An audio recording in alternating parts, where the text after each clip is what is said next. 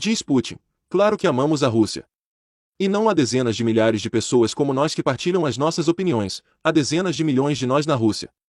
Somos mais de 140 milhões, mas queremos mais de nós. A usina nuclear de Zaporizhzhia, que foi ocupada pela Rússia, retomou o fornecimento de eletricidade para a Ucrânia na sexta-feira, depois que um de seus 6 reatores foi reconectado à rede ucraniana, disse a empresa nuclear estatal Energoatom.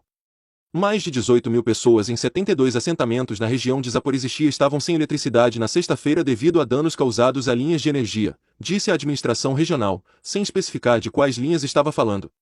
O presidente ucraniano, Volodymyr Zelensky, disse que o bombardeio russo provocou incêndios na quinta-feira nos poços de cinzas de uma usina de carvão próxima que desligou o complexo do reator da rede elétrica. O Ministério da Defesa da Rússia culpou a Ucrânia, dizendo que suas forças destruíram a arma ucraniana responsável. Trabalhadores da usina nuclear de Zaporizhzhia, controlada pela Rússia, no sul da Ucrânia, foram aclamados como heróis, depois que a maior usina nuclear da Europa foi desconectada da rede elétrica do país pela primeira vez em sua história. A Energoatom, agência nuclear estatal da Ucrânia, disse agora que um dos 2 reatores em funcionamento foi reconectado à rede. Um funcionário administrativo da fábrica hoje cedo que tudo já está bem. O funcionário da fábrica, que não foi identificado, disse. Ontem não havia luz, água, nada. Mas já está tudo bem. Os homens e funcionários operacionais da NPP Central Nuclear são apenas espertinhos e heróis. Acrescentaram que com os bombardeios ao redor da estação e da cidade, fumaça de incêndios, poeira do depósito de cinzas de uma usina termoelétrica, que a situação às vezes parece o fim do mundo, na usina. Existe um risco de que o apoio europeu à Ucrânia possa cair em meio à crise de energia, diz o embaixador alemão. O embaixador alemão no Reino Unido reconheceu que existe o risco de que o apoio público à Ucrânia diminua neste inverno, à medida que a crise de energia se intensifica. Olá amigo, aqui é Márcio. Apoie nosso site seguindo e deixando seu like. Para fortalecer, ative o sininho para receber as novidades ao longo do dia a dia. Compartilhe informação verdadeiras com seus amigos. Questionado se a Alemanha estava preocupada com o declínio do apoio político à Ucrânia em meio a condições difíceis no inverno, Miguel Berger disse: Acho que é o mesmo desafio aqui no Reino Unido, para a França, para toda a Europa.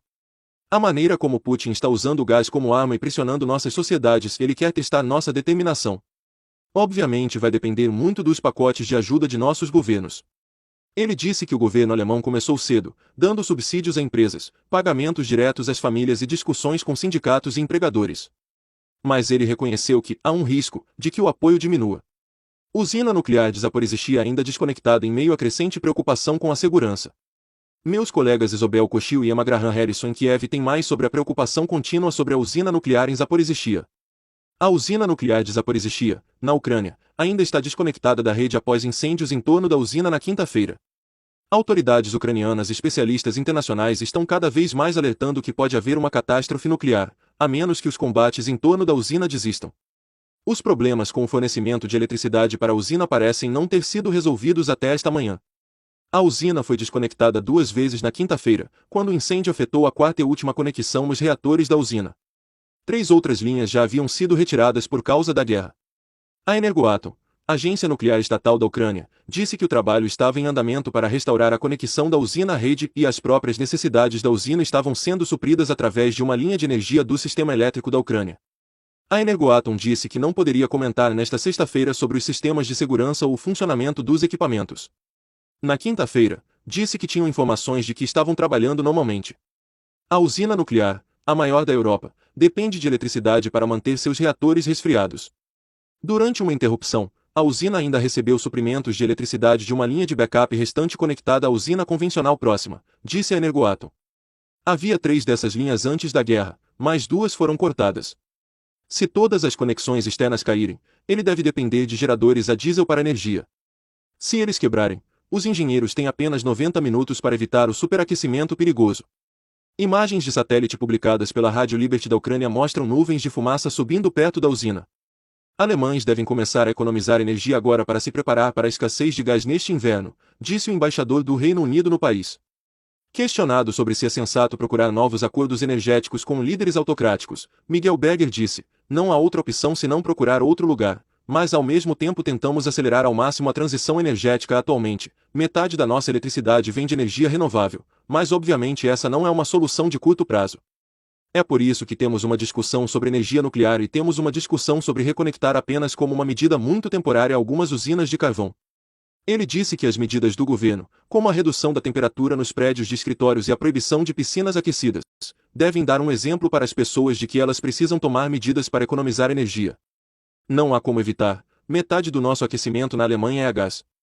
A melhor maneira de ter gás para o inverno é começar a economizá-lo o mais cedo possível. A Alemanha está enfrentando desafios semelhantes aos do Reino Unido, enquanto Vladimir Putin testa a determinação das nações ocidentais, disse o embaixador da Alemanha no Reino Unido. A Rússia está queimando grandes quantidades de gás natural que antes teria exportado para a Alemanha em meio ao aumento dos custos de energia, informou a BBC. Falando ao programa Today, Miguel Berger disse: "Temos observado essas chamas por um bom tempo. Isso mostra as medidas que tomamos até agora, o que significa que reduzimos o consumo de gás da Rússia de mais de 50% para cerca de 10%. Economia forte, porque eles não têm outros lugares onde possam vender seu gás, então eles têm que queimá-lo."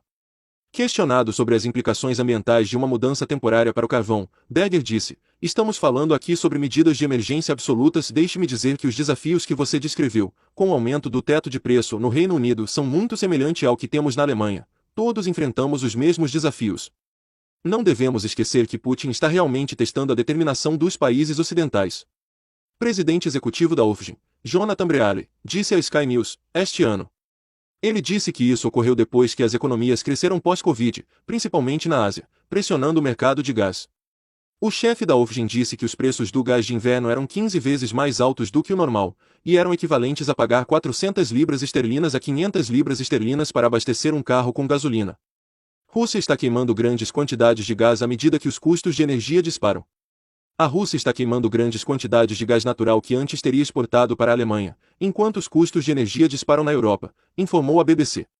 De acordo com a BBC News, que cita uma análise da Rystad Energy, uma usina perto da fronteira da Rússia com a Finlândia está queimando cerca de 8,4 milhões de libras em gás todos os dias.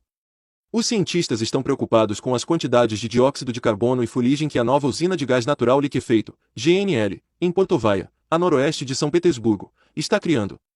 A fábrica fica perto de uma estação de compressão no início do gasoduto Nord Stream 1, que transporta gás para a Alemanha. Cidadãos finlandeses relataram ter visto uma grande chama no início deste verão, e pesquisadores relataram um aumento significativo no calor proveniente da instalação. Embora a queima de gás seja um processo normal usado na indústria, a escala em que o gás está sendo queimado na usina não tem precedentes, disseram os pesquisadores. Nunca vi uma usina de GNL queimar tanto, disse Jessica M. Secati, especialista em dados de satélite da Universidade de Miami em Ohio, a emissora. A partir de junho, vimos esse pico enorme e ele simplesmente não desapareceu. Ficou muito anormalmente alto. Todos os reatores da usina nuclear de Zaporizhzhia ainda estão desconectados, dizem autoridades. Todos os 6 reatores da usina nuclear de Zaporizhzhia, no sul da Ucrânia, ainda estão desconectados da rede elétrica da Ucrânia, relata a Reuters, citando a empresa nuclear estatal Energoatom. No entanto, a empresa disse que atualmente não há problemas com o maquinário da planta ou seus sistemas de segurança. A Energoatom disse que a eletricidade para as próprias necessidades da usina está sendo fornecida através de uma linha de energia do sistema elétrico da Ucrânia. Isso ocorre depois que incêndios, causados por bombardeios, cortaram a última linha de energia restante da usina na quinta-feira, desconectando-a temporariamente da rede nacional da Ucrânia pela primeira vez em quase 40 anos de operação. Chantagem é a marca registrada da Rússia moderna, disse um assessor do Ministério da Defesa da Ucrânia, descrevendo a alavancagem de energia e energia nuclear de Moscou. Falando sobre a usina nuclear de Zaporizhzhia, que normalmente fornece à Ucrânia um quinto de sua energia, Yuri Isak disse: "A Rússia está usando as táticas de chantagear a Ucrânia e outros parceiros internacionais da Ucrânia para tentar negociar alguns acordos favoráveis no futuro." As táticas de chantagem nuclear, chantagem energética são as marcas do russo da Rússia moderna. Entendemos muito bem e esperamos que a comunidade internacional permaneça firme em não ceder à tática russa de chantagem. Soldados russos devem deixar a usina nuclear para garantir sua segurança, diz assessor militar da Ucrânia. Soldados russos devem deixar a usina nuclear de Zaporizhzhia para garantir a segurança, disse um assessor do ministro da Defesa da Ucrânia. Aparecendo no programa Today da BBC Rádio 4, Yuri Isak disse que desde que a usina nuclear de Zaporizhzhia foi capturada por soldados russos em março, ela tem sido controlada por eles, mas administrada por pessoal ucraniano. Nosso pessoal está tentando tudo o que pode nas circunstâncias para garantir que funcione ininterruptamente. A usina representa um risco para toda a Europa. Questionado sobre atualizações sobre se a Rússia permitirá a entrada de inspetores internacionais no local da fábrica, ele disse: "Temos reivindicações do lado russo de que eles permitirão essa inspeção e esperamos que eles honrem esse compromisso, mas a solução final não é apenas admitir a inspeção, A solução final é a desmilitarização completa